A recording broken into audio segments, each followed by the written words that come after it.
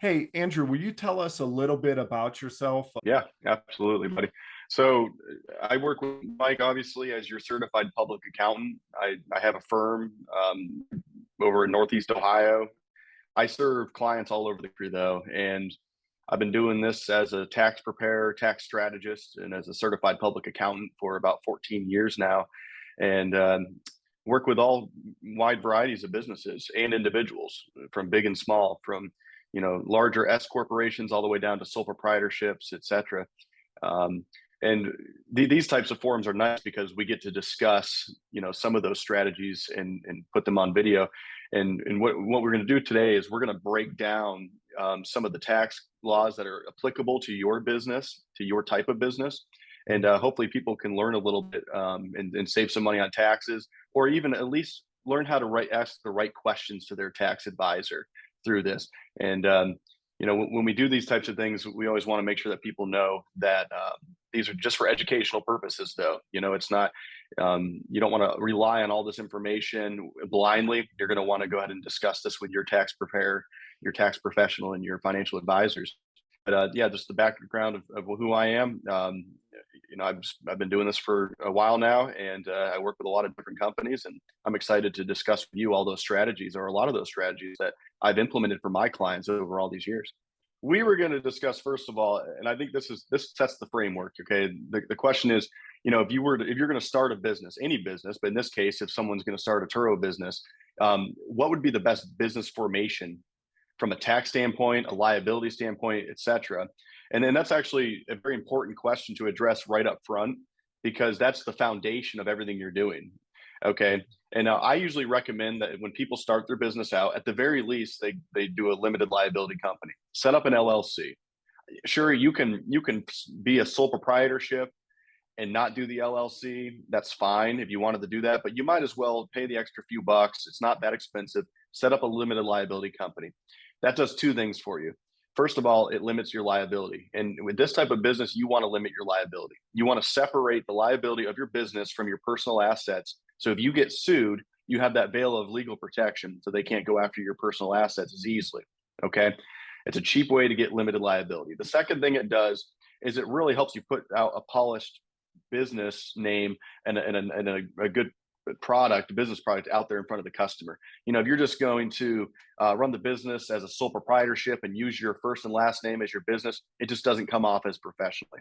Mm-hmm. From a tax standpoint, though, if all you do is set up a limited liability company, you're still going to be taxed as a sole proprietorship on your tax return. You'll still file a Schedule C. If you're the only member of the LLC, it'll default as a Schedule C sole proprietorship. So the LLC doesn't do much from a tax standpoint, but really it does a lot for liability. It's not until you start diving into the strategy of maybe taxing your LLC as an S corporation where you can actually start saving a substantial amount of money on payroll taxes when you tax your LLC as an S corporation. And that's one of the biggest reasons for setting up as tax an S corp. There's other benefits as well, but that's the main reason why people do that. So my advice to the viewers would be, if you're looking to start any business, whether it be a Turo business or just going out and doing anything, go ahead and pay the couple $100 and set up a limited liability company. Even if it's just a single member LLC, at least you have that flexibility in the future to tax that as an S corp in the future, and you've basically put the first building block in place. So that's my encouragement to most people when they start out. So my question to you and what you're asking is, like, when I had first told you, like, hey man, I'm an S corp, and you're like, well, why did you set it up as an S corp? Because to be honest with you, like when I started the business, I can't remember, somebody told me to set it up as an S corp, right? Like I had no revenue, no that was right. And so they told me to set it up as an S corp. And that's just the way that I did it. But you were like, well, why did you do that? And you were it was kind of like you were a little bit puzzled. So my question, so from what I hear you telling me is there are some tax advantages to an S corp. And if you're like for me, both me and my wife both own 50-50 on the business. So, and we put all of our revenue, and you know this, from all of our different businesses basically flow through this one S corp. Right. And so from what you're telling me, though, is that is actually probably a good thing that I did it that way, at least to where I'm getting now, to where there's more income coming in. You think it was probably a good idea that I did set it up as an S corp? Yeah, let me elaborate on that though, because the S corp election is not for everyone. The limited liability company is for most people, though. Make no mistake. Setting up an LLC is a good move, regardless. That S corp election is a whole different animal. When you really consider doing the S corp, you need to consider what your profits are. For some people, it's not appropriate to do the S corporation. Individuals who have profits that are coming in really low every year, they actually are doing themselves a disservice by setting up the S corp election. Um, in this type of line of business, because Turo is a fairly passive business, and I'll get to the reason why that's important. The reason why it's fairly passive, um, the reason why that's a good thing for the S corp is that you can actually tax your company as an S corp, pay yourself a lower reasonable salary, and that's where you save the money on the payroll tax. And anything that's above and beyond that lower reasonable compensation is not subject to FICA and Medicare tax. So you end up saving about 15.3% in Social Security and Medicare tax on the difference between what your reasonable salary is versus what your profits are. And that's when the S corp really starts to make a difference. Let me explain. Let's say someone has a profit of $100,000. After they take all their write-offs, they have $100,000 profit. And let's say they're in the Turo business. Well, they wouldn't want to run that as a sole proprietorship and run it all through Schedule C on their tax return. And the reason for that is because they'd end up paying 15.3% in Social Security and Medicare tax, also known as self-employment tax, on that entire $100,000.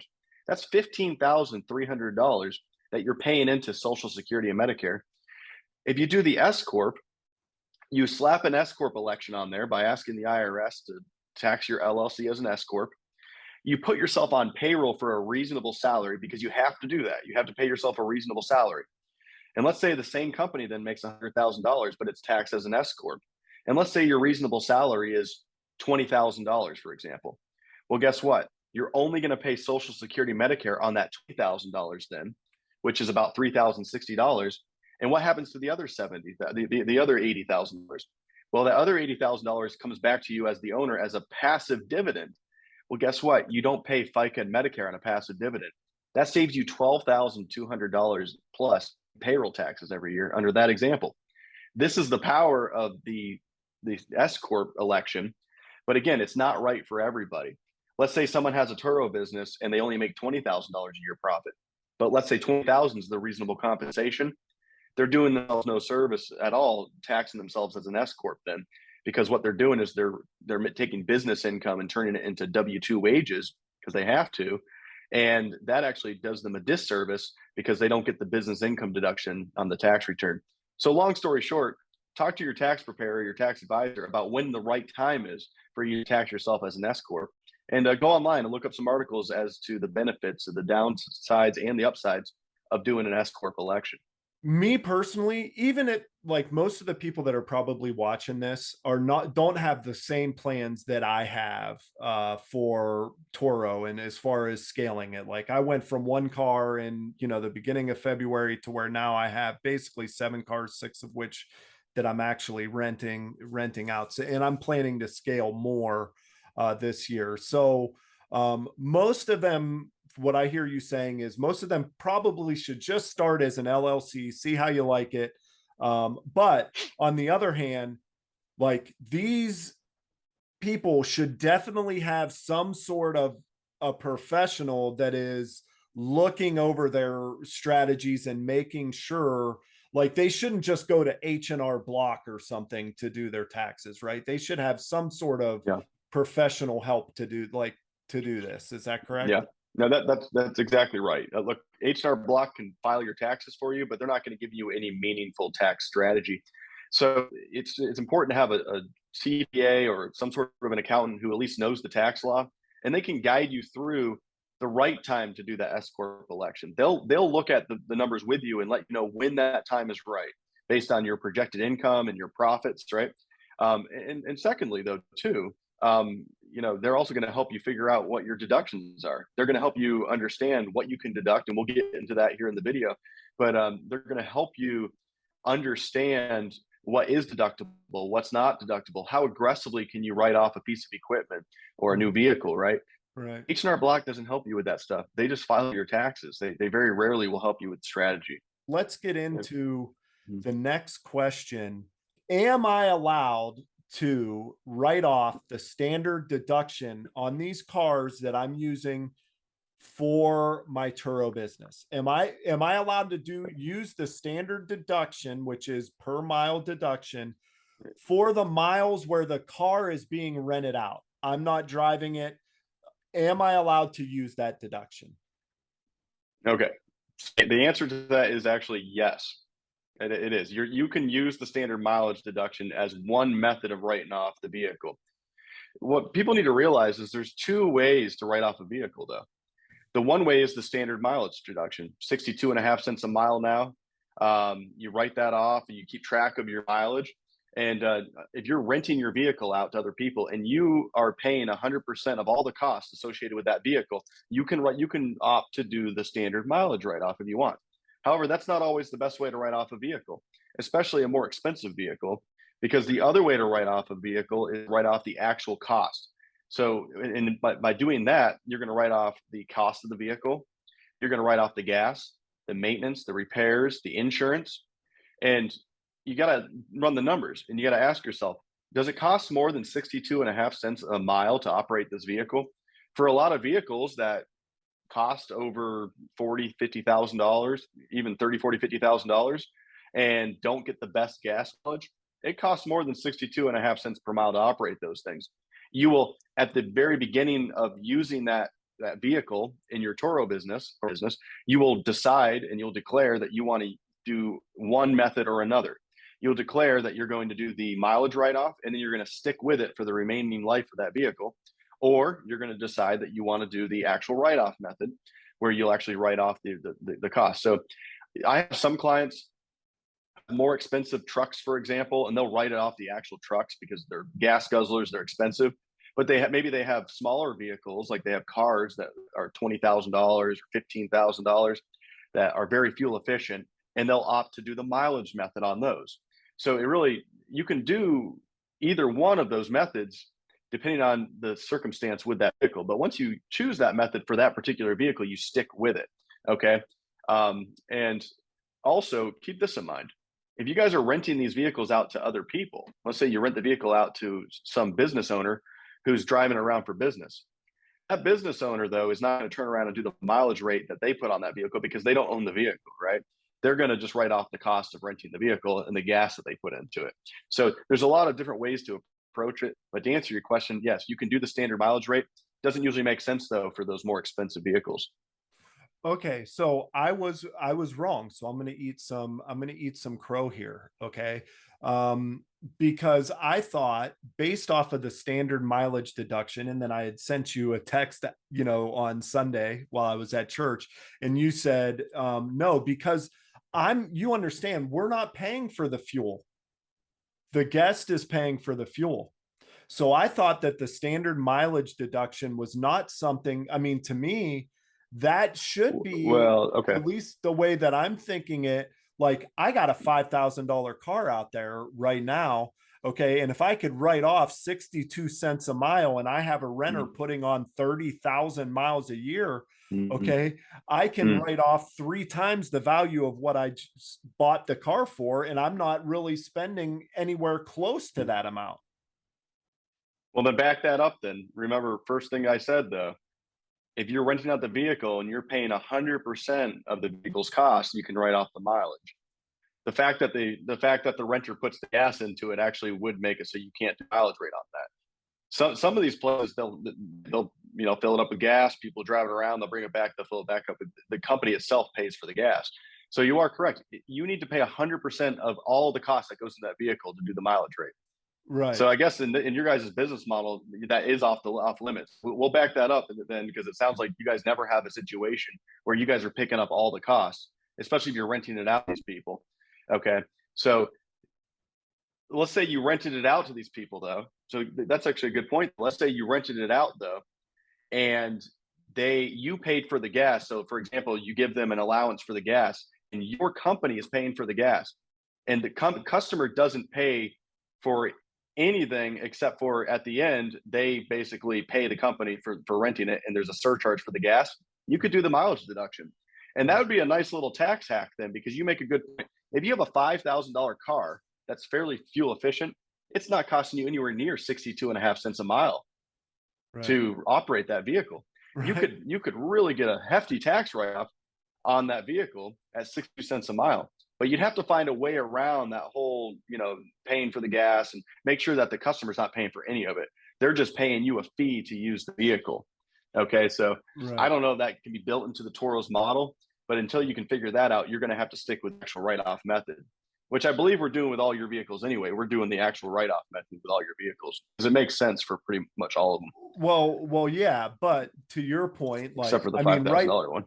Yeah, like right now, I'm only on Turo, right? I'm not doing any private rentals outside of Turo. I had, as I grow the business and maybe, get a commercial property, who knows, I might do some private rentals outside of Turo and things of that nature. But what I hear you saying then, I mean, even for any type of a rent, if the person renting your vehicle is paying for any type of gas and you're not putting the gas, you cannot write off that mile as a standard mile deduction. So That is correct. Yes, right. that is So correct. there would be no reason for me, except for my personal car that I don't rent out, that sometimes maybe I go and, I use that to go and drop off a car or as a chase car or something. Hmm. I might, since I'm never renting that car and I'm the one using that car and I use that for business, for sure, that one should be the standard mileage deduction. Absolutely. Absolutely. Yeah. Okay. Yeah. And let me elaborate on that real quick. If you have a personal vehicle that you're using in your business to occasionally do business or even do business over 50% of the time, it's usually advisable to do the standard mileage rate on that. Just keep track of your business mileage. I highly recommend, by the way, here's a tip for all the listeners. Make sure you download a mileage tracking app. If you're driving a lot with your personal vehicle for business, get yourself a mileage tracking app and maybe pay a few bucks for that. You'll be glad that you did because those numbers tend to get audited quite often by the IRS. And if you're using a really robust mileage tracking app, you'll do just fine in that audit. But if you're writing it down on a piece of paper and scribbling in a notebook, it can be really hard to substantiate your mileage. So that's a little tip for the listeners there.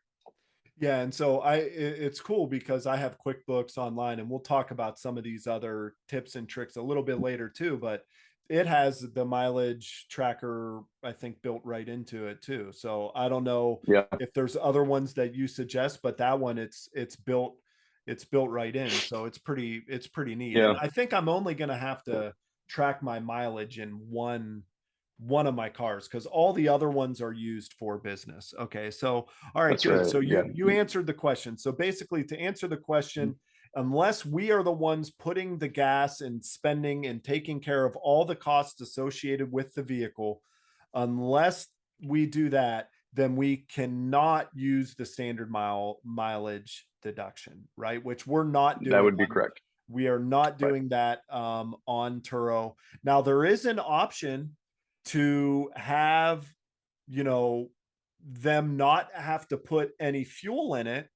Okay. And they can get like, bring it back with no fuel or whatever. But even still, they are still putting fuel to cover the mileage that they're using the vehicle for. So that would not be Right. a way around, like maybe taking the standard mileage deduction. And that is correct. Yeah. Yeah. Because Okay. let's real quick, and I don't want to beat this to death, but just truly think about it this way. Let's say in my business, I have a business vehicle, and I want to take the standard mileage on that business vehicle, and I let my associate, let's say I let one of the accountants in my firm take that vehicle out on business trips all over the place, and they use the company credit card to fill it up with gas and all that. That'd be okay then for me to do the mileage rate on that because I'm paying for the gas, I'm paying everything, right? Mhm.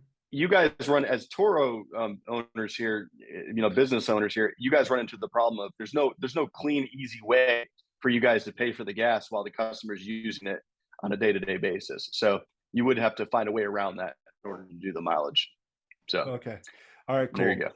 Yep. So I was right. I was a little worried that I was like going off in this group saying you cannot use the standard because in my mind, I'm thinking, good Lord, I'm going to buy friggin' $35,000, $35,000 cars and just rent them out Mm, for pennies on the dollar and then get the tax write-off. Like that alone would yeah. just make so much money. So it would save me so I much think I money think on there's tax. layers on layers of exceptions, and I think that you were obviously correct in what you're telling them, and there's a way around it, but it doesn't sound like it's possible for the Toro owners. If I can't use the standard mileage, then the only other option is what? So the other option then is to do the actual write-off. So for example, you buy a vehicle for $50,000, you will be able to write off that $50,000 on your tax return. If it's over 6,000 pounds, you can write off that $50,000 all in 1 year if you want. There's something called the luxury vehicle allocation. So if you have like a luxury vehicle, it's just a vehicle that's under 6,000 pounds. So any vehicle that's under 6,000 pounds, there's a limitation to how much you can write off for one. It's right around 20,000 bucks, and then you have to write off the rest of it over a few years until you use it all the way up. If it's over 6,000 pounds, then you can write off the entire amount all in 1 year. And that's why people might hear online. They may hear like they might watch videos where people talk about that 6,000 pound vehicle. That's what they're talking about. That's why they're talking about it. It doesn't mean that the vehicle is not deductible under 6,000 pounds. It just means you can more aggressively write it off if it's over 6,000 pounds. If that's the case, then not only are you writing off the cost of the vehicle, you're writing off the gas, the insurance, the repairs and maintenance, the interest on the loan. If you take a loan out, that's all deductible now. Okay. Mhm. And one thing people also need to realize is that even if you finance the vehicle, let's say you finance the $50,000 vehicle over 5 years, even if you finance it and you haven't paid it off yet, you can still write off the entire $50,000 in year one, assuming it's over 6,000 pounds. But even though you haven't paid for it yet, that's the nice thing about the depreciable, the tax code and the depreciation on vehicles or any piece of equipment. Really, it's not just vehicles. So that's how people will want to write off their vehicles. They can decide to be aggressive and write it off one. They can spread it out over 5 years if that makes sense from a tax standpoint. But there's some nice flexibility there in what they can write off.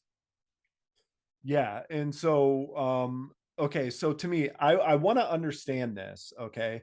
So Mhm. for example, okay, what I hear you saying is, that if I get a vehicle, like I have, the Trailblazer and the Equinox, okay, I bought them brand new.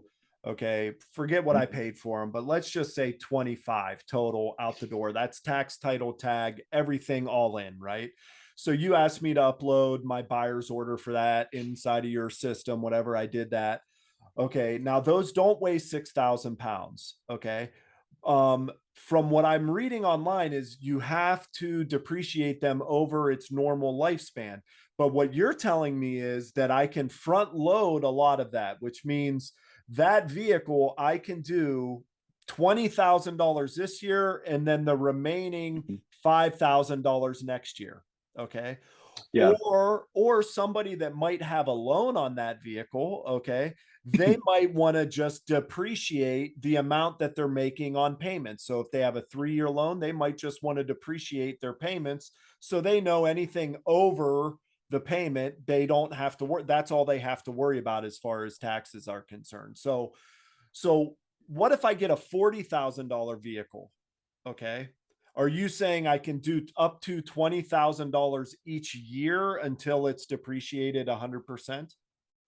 You collect bonus depreciation in year one, and because it's a $40,000 vehicle, but let's say it weighs less than 6,000 pounds, you're going to be limited to that luxury vehicle limitation, and you'll only be able to write off the 20,000 approximately. It's not exactly 20,000. It's in that Whatever ballpark. it is. You'll be able to write off right about 20,000 in year one, and then you'll carry forward the remainder of that over 5 years until you use it up. Now you can elect bonus depreciation in year two and take the other 20 if that's what you elect to do, or you can let it, or you can do double declining balance depreciation. You can do modified accelerated. You can do straight line. There's a lot of different depreciation methods that you can elect, whatever makes sense. And to be honest with you, sometimes it makes sense not to take all the depreciation at once. Maybe it makes sense to do straight line depreciation on a vehicle for 5 years because you want a little bit of write off every single year. And like you were saying, maybe you want that depreciation to be a little bit more in line with what your payment is. Make no mistake though, your payment for the whole year is not going to be exactly what the tax write-off is for the year. It's going to be a little different. And the reason for that is obviously the depreciation method you use, the amortization of the loan itself. You have interest in your payment, right? So it's going to be a little bit different. Sometimes the depreciation will be quite a bit more. For example, if you take a $40,000 write-off in year one, obviously that's way more than what your payment's going to be in year one, because your payment's probably a 5-year car loan. Um, Plus the interest on top of that is deductible. Make no mistake, if you have a $40,000 vehicle that you finance over 5 years at 2%, you're obviously paying interest over the years. You not only get to write off the 40,000, you get to write off the interest you pay every single year as well. So I guess what people need to realize is there's a lot of flexibility. There's a ton of flexibility in how you depreciate the asset, when you depreciate it, how aggressively you depreciate it. And what's nice is you don't have to make that decision until you're sitting there doing the tax return. So we could wait until Well, April, let's say, when we're doing the return, and then decide how aggressive we will be with right. And at least for me, okay, that's why I hire you, right? it. Like Yeah. I'm not even going to have to decide that. So No, basically I'm the going to way, decide that for you. Yeah. right, Yeah. basically, the way I have it set up, number one, I trust you and I know what you're talking about, right? I'm going to give you all the information you need to do what you do as an expert. Quite frankly, that's why you make the type of money that you make, is because you are an expert, okay? And so, Right. I'm going to just say, okay, here's what I'm doing. Here's everything that I paid for the vehicle. You figure out how to depreciate it. But I guess in the end, my whole thing is this: because I can choose when and how I depreciate the vehicle, both the principal amount that I pay for the vehicle and the interest that I pay on the vehicle, like I can write off the whole payment if I want, right? Like I can write off let's say I do a 6-year loan on the vehicle. Okay. I Hmm. can I depreciate it over 6 years because that's a normal life of the vehicle, or do I have to do it in the No, first 5 years? vehicles by the IRS standards, vehicles are 5-year property. That's just that's the way you do it. So within that 5 year, you can choose a wide variety of depreciation methods, but the useful life of a vehicle, according to the IRS, is 5 years. Just like the useful life of a lot of equipment is 7 years, the useful life of a residential rental is 27 and a half years, and so on and so forth. The IRS sets those standards out there. Gotcha. So just because you have a 6-year loan, that's what I was saying. Your payment for that car on that loan is going to be different than the depreciation that you take on the tax return, and that's okay. It'll all work out in the end. What people Mhm. need to realize, though, they need to be careful. They don't want to aggressively write off their vehicle in year one, if they're going to have a loan over 5 or 6 years, unless they know what they're doing. I'll give you an example. I had a client who bought a semi truck many years ago, and he was with another accountant at the time. And I guess the other accountant advised him to write off the semi truck all in 1 year, pretty much. And they did a Section 179 deduction on it, and that's fine. He paid no taxes that year. Obviously, he probably took a loss, but unfortunately, he was financing this truck for probably 6 or 7 years. So now he no longer has any depreciation left on from a tax standpoint, but he has all this money going out the door every single year for his payment. So it just was unwise for him to front load all this depreciation. And that leads me back to this too. And I wanted to bring this up. Why do we decide to be aggressive with depreciation versus maybe spreading it out? It all depends on your circumstance. If you're in a 12% tax bracket already, maybe we don't want to be that aggressive and depreciate the whole thing, because all we're doing is saving 12 cents on the dollar. Once we pulled your income out of the 24 and 22% tax brackets, I usually opt to push the depreciation to future years, because it'll be more helpful in those future years to hopefully offset the 22 and 24%, maybe the 32% tax brackets, as Mhm. opposed to messing around with a 12% savings. I don't think it's worth it. So this is why we do this planning. This is why I go through the client's specific situation when I decide how I want to depreciate their assets. Absolutely. Makes sense. No, that's awesome. Now, Now I want to ask you, a question that I hadn't sent you. It shouldn't be a surprise, but here it is. So, um,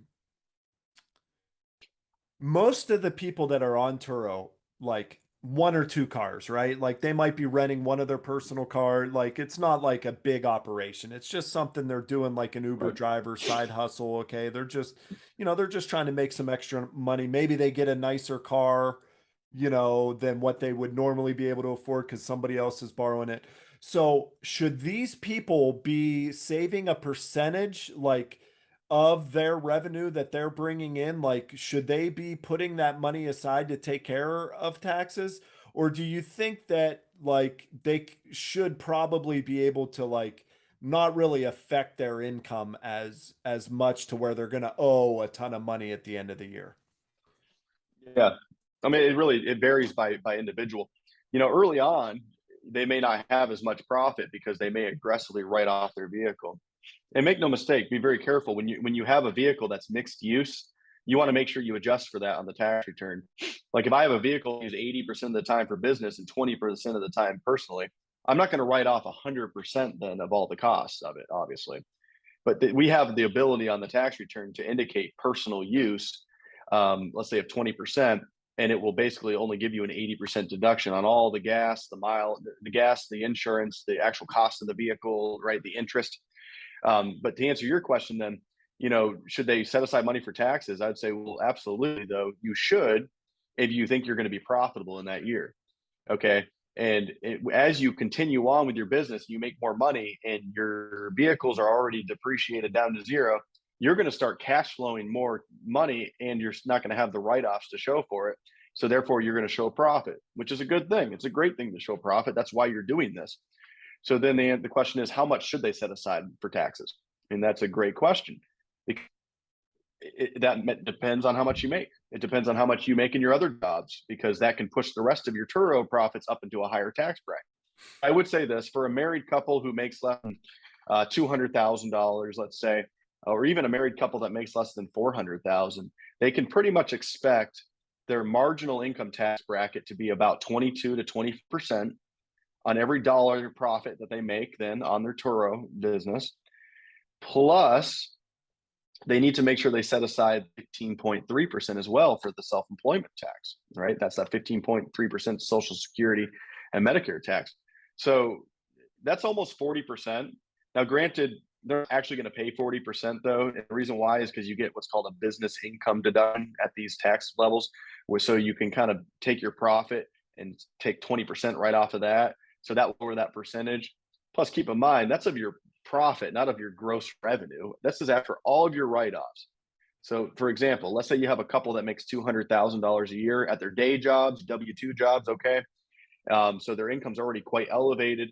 And let's say that same couple makes about $10,000 profit on their Turo business, okay? Not Basically, they'll revenue. probably They end up did like paying 30 in revenue, but profit, right. right? And they had 20,000 expenses. So let's say profit's 10 grand. So how much would they actually end up paying on that 10 grand? Well, only 8,000 of it's going to get taxed for federal because of that business income deduction. So that's nice. So they'll probably be in a 24% tax bracket though.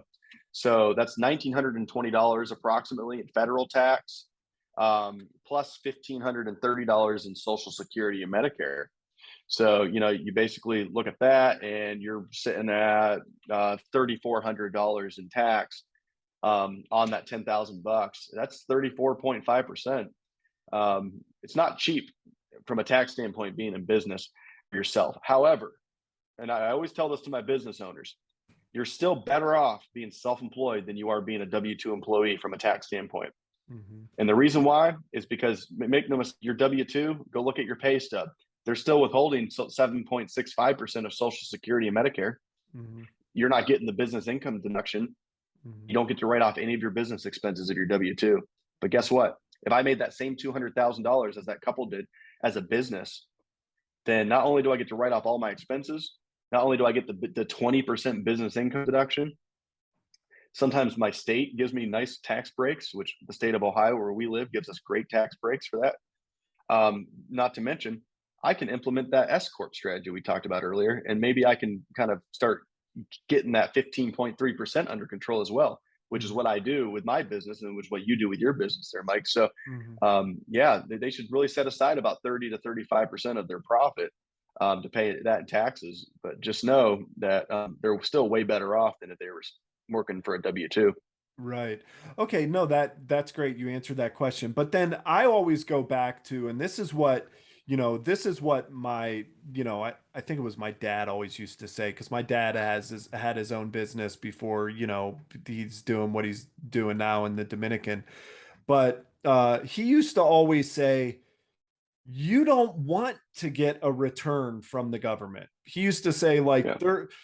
you don't want a return. So most of these people, and I'm assuming most of these W-2 people that don't have huge incomes, they're getting, with kids and stuff, they're getting returns of $4,000 or $5,000, right? And so, Yeah. but then they're worried that they got this Turo business and that they need to save money because they're going to have to pay taxes on that income, right? Well, Yeah. really, Yeah. if they get that income now, even if they made like a ton of profit and they did owe those taxes, it's not like they're going to owe taxes. They're just going to get a smaller return.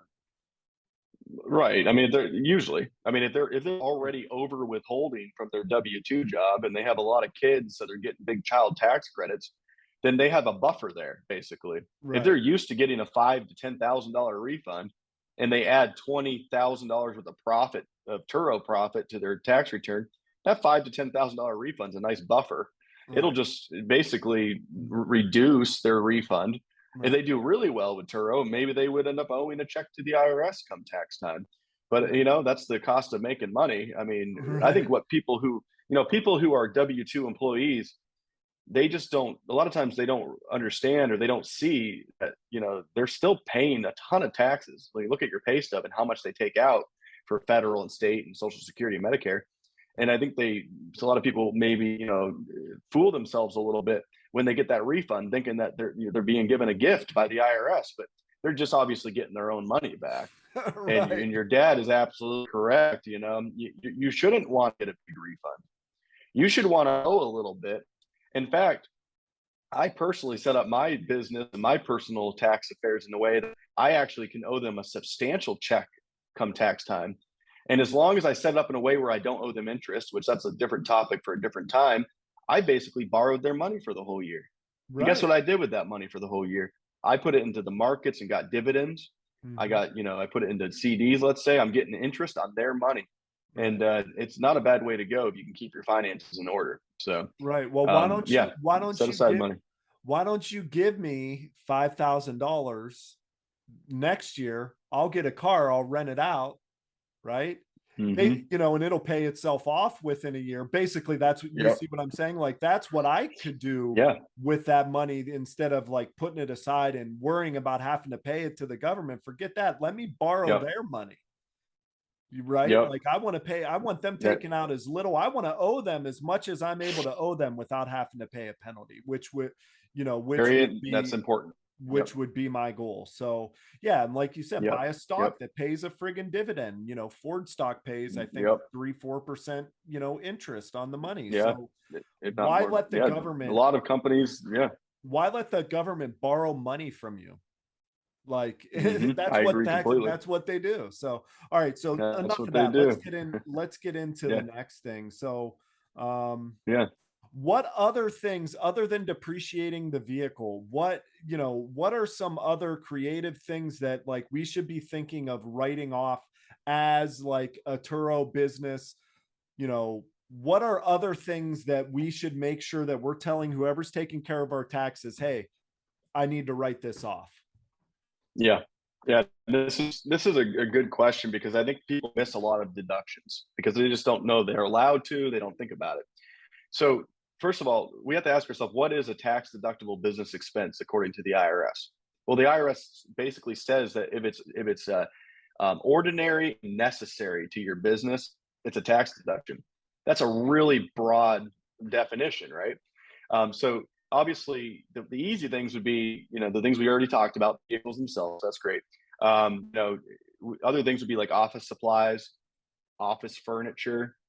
You could do a home office deduction as well. There's a safe harbor rule under the IRS tax code that lets you take $5 per square foot of your home office and write that off against your taxes up to 300 square feet. So that's like a $1,500 deduction right there for the shared space in your home that you use some of business. That covers the shared expenses like the mortgage on the house, the repairs and maintenance of your house, and you know, the utilities and things like that. But above and beyond that, by the way, for your home office, you can write off a large percentage of your internet. You should be writing off a large percentage of your cell phone that you use for business. Maybe buy a different cell phone that you just use for business and write it all the way off. You know, you should furnish your home office really nicely. You know, put nice furniture in your home office if that's what you want to do, and then write that off. Buy a nice TV for your home office that you use for business or whatever. Write that off. You know, this is why people furnish their home offices very nicely. Not to mention, you know, people who just furnish their offices in general, whether it be at home or not. Other expenses that people miss, though, would be things like, you know, their, like I said, the cell phone is very important. You know, tools. You know, if you have tools that you use for your business, if you have materials that you use for your business, obviously you want to write that stuff off. Business meals. I think a lot of people miss the business meals. They don't realize that, you know, according to the IRS, as long as you discuss business before, at some time before and after, you can write off that entire meal. And for 2022, because of the CARES Act that passed a couple of years ago, you can write off 100% of that meal as opposed to just 50%. Now, granted, this year is almost over. We're going to go back to 50%. But right now, you should be eating out here for the last month of the year and talk business, because as long as you're eating out at a restaurant and you discuss business, you can write off 100% of that business meal. So make sure you're doing that. You know, and there's just anything that you can think of that's ordinary and necessary for the business is usually tax deductible. There are some rare exceptions, but that's usually the case. Okay, so, and this is another thing. I mean, you saw my books, you saw my QuickBooks Online. Mm-hmm. Okay. Yep. Pretty much anytime me and my wife, we go out and we eat out, okay, even as a family, we always discuss something about business. Okay. Like, even if we go on a private date, right? There's always something like, you know, because she helps with, you know, the marketing, you know, and she helps in the business, you know, with the website and everything.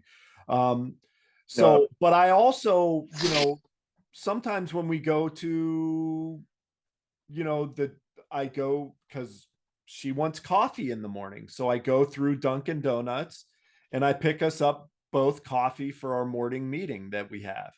Okay. Yeah. Or I'll pick us up McDonald's for our morning, you know, our morning meeting where we have a little, you know, hoorah here in our office, right? Are those types of things? I use the business account. Okay. Mm-hmm. Like, and I don't keep receipts. I just have it in my business account. I mean, what else are you buying from McDonald's? I don't need to keep a receipt. Right. Am I doing it the Yeah. right way? Am I allowed to write those things off? Yes. And here's the thing. Try to think about it this way. You know, just because you guys are running a small home business doesn't mean that you can't do things that the bigger businesses are doing. Try to put Right. yourself in the shoes of a bigger corporation that goes and buys breakfast for the whole office in the morning, and buys coffee for the whole office. Of course Every they're writing day. that off, Yeah. right? Yeah. You're right, every day. And you guys can do the same thing. Just because we're the little guys not making as much as the big corporations, we're allowed to use the tax code too. And the IRS has made it very clear. If you discuss business while you're having that meal, you can write off the meal. Okay. Whether or not you keep the receipt, I've been through a couple audits with auditors. They usually don't pound home the small receipts because they know that people lose those and they wear out. So I have no problem with clients not keeping the receipts as long as they're putting it on a credit card or a debit card where we can clearly see that the expenditure occurred. Okay. Should you throw the receipt in a big box? Maybe. I mean, but if it's just for a few bucks, does it really matter? I would say it's not a big deal. I really stress keep receipts for the big things though, like the vehicles that you're buying. Keep those bills. Keep those Right. receipts. You'll be happy you did if you get audited. But as long as there's a paper trail on the credit card statement, then you're usually good to go. So yes, you're doing it just fine. I have no problem with that. And you know, one thing I wanted to point out is that, you know, think about it this way. Your meals are about to go back to being 50% deductible as opposed to 100. Okay. So let's say that in 2023, you have $10,000 in business meals, right? And you write them all off. Well, you're only writing off 5,000 anyway, right? Because it's going to be 50%. That's a $5,000 write-off. Maybe you're saving 4% tax on that then, based on my calculations from earlier that we talked about. So you're saving $1,700 in taxes then, technically, on that $10,000 in meals that you Right. bought. Look, worst case scenario, you did your due diligence. You know that you talked about business before and after the meal. Worst case scenario, you get audited, which is extremely rare anyway. But let's say you get audited. The IRS is the agent's having a bad day and just decides to disallow your entire $5,000 write-off, and everything else is really just perfect on your tax return, and they adjust you for $1,700. Does it really matter in the long run? As long as you're doing it right, first of all, you're fine. You're not doing anything wrong. It's not fraudulent. And I'm talking about a worst case scenario where the auditor just doesn't want to hear it, and it's their word versus your word, whether or not you talked about business. So yes, I encourage my clients to use the tax code to their advantage and do it right and write off those business meals. So Yeah. absolutely keep doing it. No, absolutely. I mean, and that was, my wife is like, you just went and picked up, that's like a personal coffee. I'm like, the place where I used to work at, he provided coffee for us. Okay. He had to pay for that coffee. Okay. What's different? I'm going down, I'm picking you up some coffee, or I'm door dashing some coffee here. We don't have time. I We agree. work from home. That should be, I should be using that. It is part of business. We're inside of our work day and we're working, and we're having our meeting. I want it to be a comfortable, good meeting where business can go well. And Yep. if we're going to be I'm taking advantage of everything that I can do. I'm going to use the business card. Right. So, I mean, Well, because right. we're paying for it either way. I agree. I operate out of my office here in Northeast Ohio. I buy coffee for the office, and I have furnished my office nicely. I have a TV in my office. Of course, I wrote all that stuff off. What's the difference? And also, by the way, I have a home office as well that I operate out of a lot.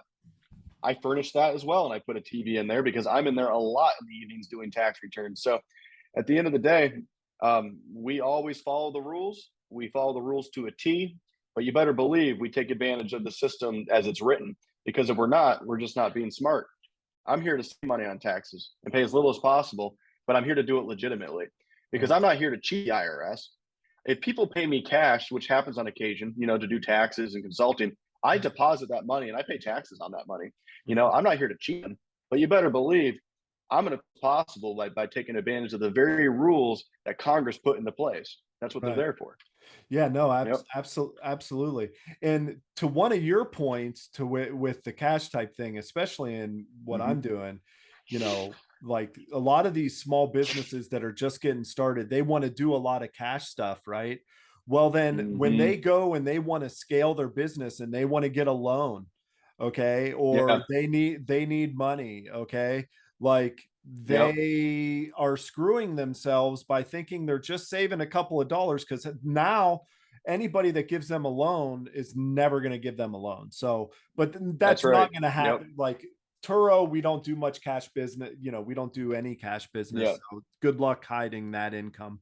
Okay. So the next question that I have is on here is like, how should we be keeping track of all these things? Like, what are some best practices? I use QuickBooks Online, but a lot of these people might not want to pay the $30, or whatever it is to have the QuickBooks Online. So what should they be doing? Yeah. So best practices, first of all, whether you use QuickBooks or Excel or some other bookkeeping program, best practice, first of all, is to have a dedicated checking account for your business and don't intermingle it with your personal stuff. So maybe have a dedicated checking account, and also maybe have a dedicated credit card. You can have a couple credit cards if you want, but by dedicated, I mean, do whatever you can not to intermingle your business expenditures with your personal expenditures. It just for two reasons. It makes your life harder when you go to do your bookkeeping, or if your accountant does your bookkeeping, it makes their life harder. And second of all, by doing that, you're kind of piercing that veil of separation between you and your LLC liability purposes. So that's a second reason to really separate the two transactions. So that's best practice for sure. All your income from your business should be deposited right into a specific business checking account that's separate from your personal account. All the expenses should come out of that checking account. or should be put on a credit card that's specific to your business, and you can pay that credit card off with your business checking account. And then when the time comes for you to draw the profits out, you can go ahead and transfer the money from your business checking account over to your personal checking account in large sums as you're taking your profits throughout the year. That's the first best practice that people need to realize, and they need to do that for themselves and for their accountants. Then the question is, well, once you have all that information in on that credit card or in that checking account, what's the best way of sorting through the data? What's the most efficient way to sort through the data and put it into a nice profit and loss for the accountant? Well, obviously, QuickBooks is a great tool. QuickBooks Online is okay. I mean, I don't personally use it. I use QuickBooks Desktop, but that's just because that's what I've been using for years. Either way, it works though, and it's really the best accounting software in bookkeeping software is the software you actually know how to use and that you know how to use well. So I have no preference for the client as long as they can keep their books straight.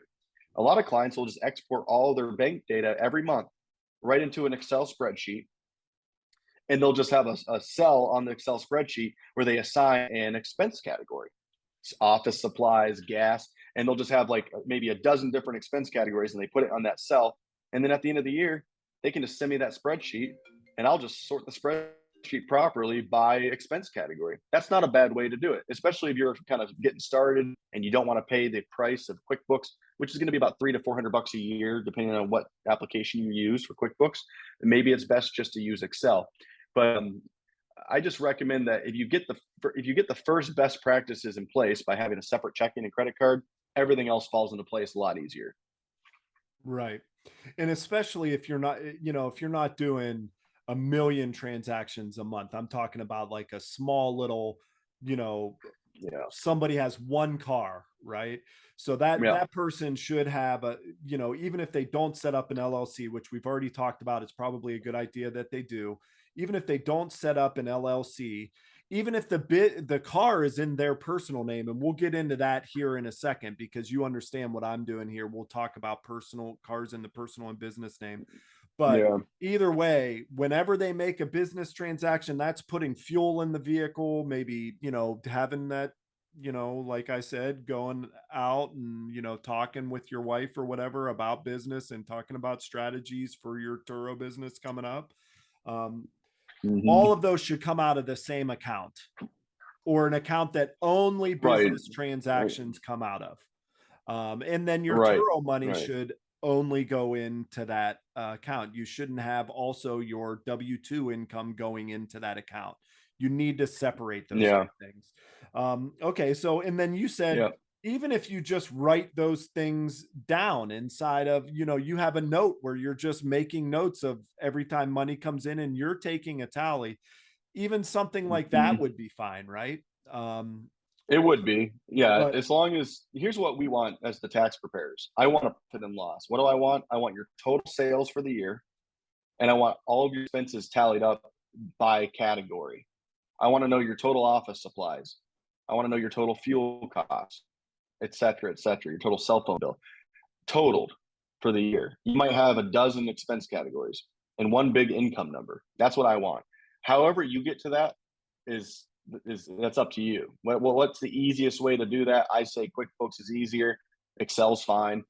But hey, if you want to pull out the good old pen and paper and do it that way, more power to you. Just make sure I get, as the tax preparer, make sure I get my profit and loss if I need it. Right. And So, okay, cool.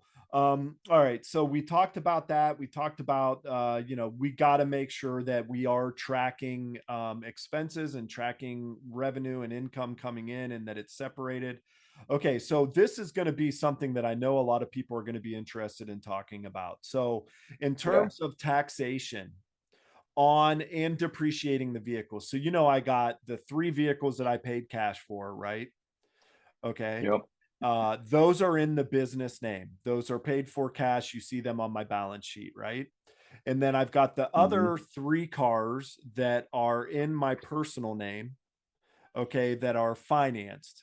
Okay, those are the newer cars financed. I'm paying on those for loans. And then I got 1 car that it was a gift from my mother. okay, that I didn't pay anything for, but that's like my chase car. If I could put it on Turo, it'd be on Turo. So, but my mom gave it to me and it's a Yeah. perfectly fine car. So I use that as like my work car. So that'll be one that we Yeah. will depreciate if I'm able to. I'm not sure. We're going to have to talk about that. I mean, it was a gift from Yeah. her. So my Yeah. question was to you is like, does it matter in terms of taxes who the owner of the car is, especially since I'm 100% owner of the S Corp and 100% owner of my personal income, right? Because from what I Right. understand Yeah. is my business is not taxed federally. My S corporation, the business on its own is not really taxed federal taxes in terms of income. I'm Right. taxed and that flows through me on my personal tax returns, correct? Right. So Yep. Yep. so talk to me, does it matter if these people have cars in their personal name or does it matter if these people have cars in the business name? Does it make any difference in terms of taxes on either how to depreciate the vehicle or anything? Are we going to pay more taxes one way or another? Just I don't know. Right. So it's a good question. I think a lot of people struggle to get the financing through their LLC, and that's why they tend to have the car registered in their personal name and financed in their under their personal guarantee, and that's why you see this happen. Of course, it's best practice to have it registered under the LLC if possible. I mean, it just looks better on paper and it makes sense. But there's workarounds for that, though.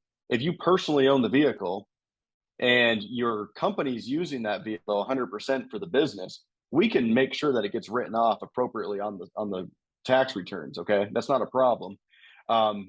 There's other ways to do it. We could either list it as an asset on the business, depreciate it, go about our business there. And you're right. You know, your LLC or your LLC tax as an S corp or even your partnerships, those entities don't pay the tax. They flow the profits through to the owners.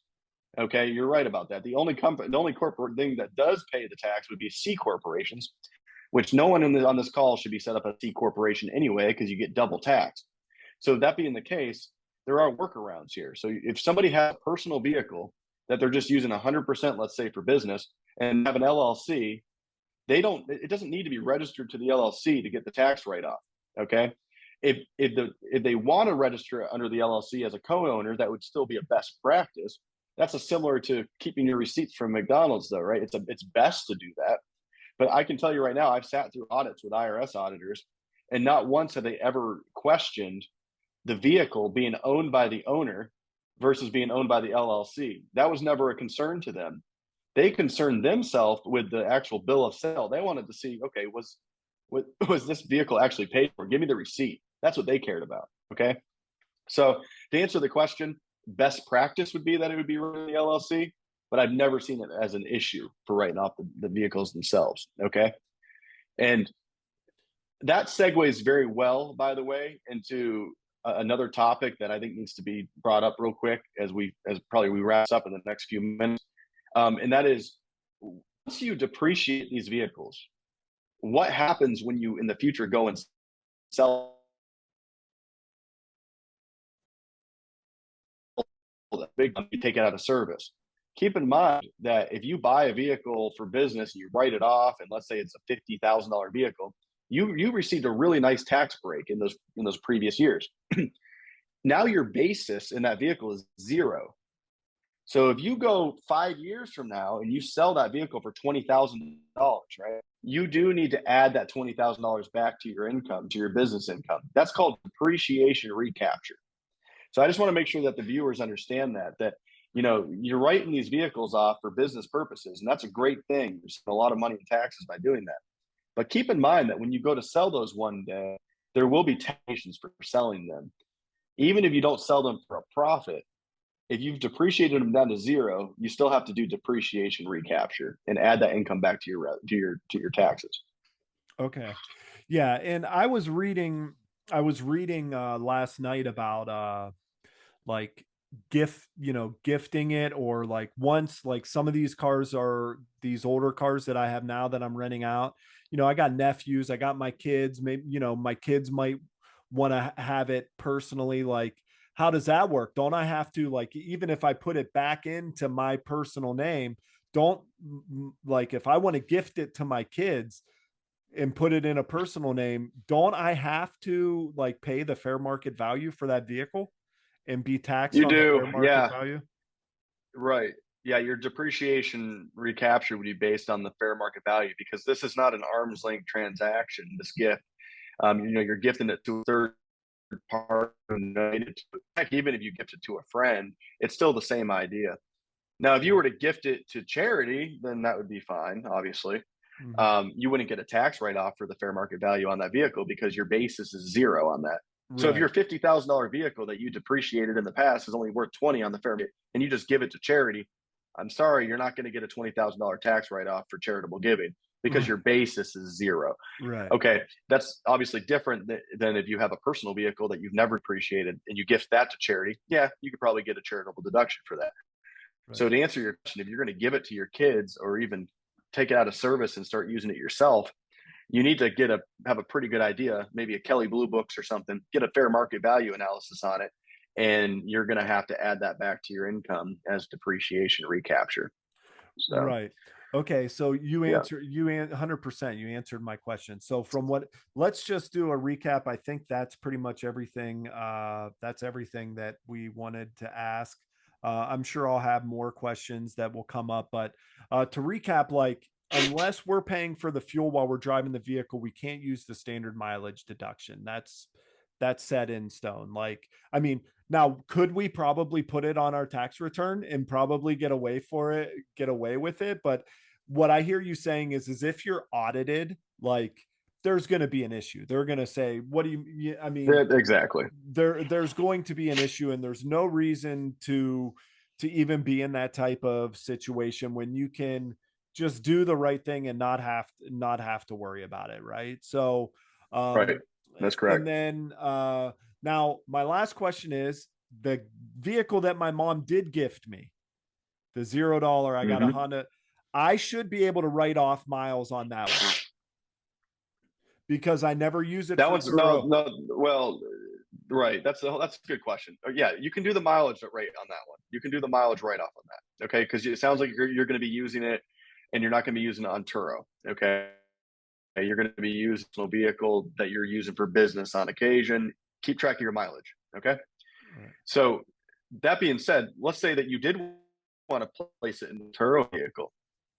You'd ask yourself, well, what would be the write off for that? She gave it to you for nothing. Well, by the way, though, your basis car is whatever her basis was. So then the question ends up being, what was the car worth when she gifted it to you, then in that sense, because you're placing it into service. And Mhm. whenever someone gives you a gift, you inherit their basis. Like if someone gives you some stock that's greatly appreciated, from $100 and $1,000, and they gift you that stock, your basis is only $100. You inherit the basis of the gifter. Mhm. Not the case when you inherit it upon death, but that's a whole different story. Yeah. So if you were to go sell that stock for $1,000, you pay taxes on $900 of capital gain. So just keep that in mind that you inherit the basis of the gifter. You and I will talk about that when we decide what you're going to do with that vehicle. I'll help you with that. All right. All right. But But I should yeah, be tracking miles. I should be tracking miles on that vehicle.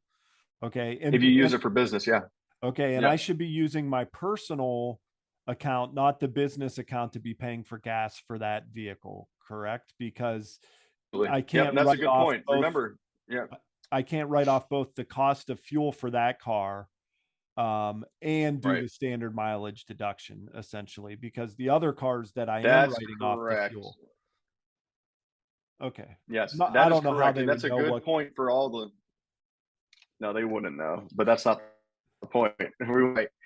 That's a good point for all the viewers. Then, okay, if you're going to use your personal vehicle for business use, so because you're going to do the standard mileage rate, don't use your business account to pay for the gas, the insurance, the repairs and maintenance.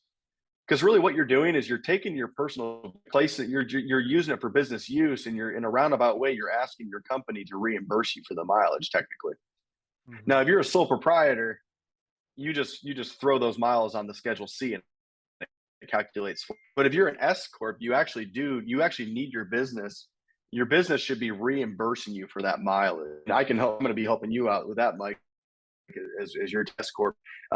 some of your distributions could be considered mileage reimbursement. I'll show you how that works. So Okay.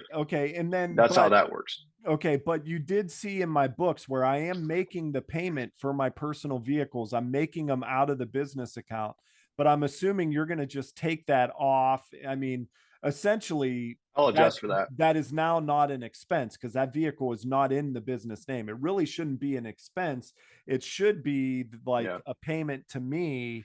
Okay, but then I write off and I maybe an depreciate owner's it. draw. Yeah. However you want to do it, but you understand how I have I'll it in help my you with that. books. I understand that. Yeah. I'm going to make some adjustments to the books at year end. And I often do. I make adjustments to clients' books at year end to kind of account for mileage and account for personal payment and put on there as shareholder distributions. I take care of that. We make sure that stuff all gets cleaned up. Yeah. Yeah. But as long as, you know, you're in there, you're in my QuickBooks. I mean, I just set it up so that I understood it when I looked at it. And from what I hear you telling me is it's cool that the business is making the payment. You don't care. Or should I stop doing it? I like to see, I like to, from our earlier topic of best practices, I like to see clients separate their personal and business expenditures as much as possible. But sometimes people do accidentally, sometimes even grab the business credit card to pay for something personally.